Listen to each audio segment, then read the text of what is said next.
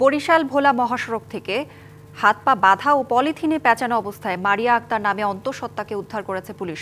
সকালে সদর উপজেলা তালুকদার হাট এলাকা থেকে উদ্ধার করে তাকে শের-ই-বাংলা মেডিকেল কলেজ হাসপাতালে ভর্তি করা হয়।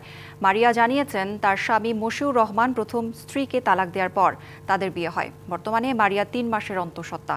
শনিবার রাতে নগরীর পিতার বাসা থেকে বের হয়ে স্বামীর কাছে ভোলা যাওয়ার জন্য রওনা হন, কিন্তু লাহারহাট ফেরিঘাটে যাওয়ার পর গাড়ি থেকে নামার সাথে সাথে 4 থেকে 5 জন তাকে আটকে পুরো শরীর দড়ি ও পলিথিন দিয়ে পেঁচিয়ে ফেলে। ওই সময় তার স্বামীর সাবেক স্ত্রী ও তার ভাইকে তিনি দেখতে পান।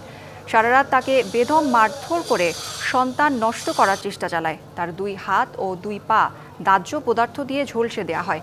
ভোরে সড়কে ফেলে গেলে এলাকাবাসী মারিয়াকে উদ্ধার করে।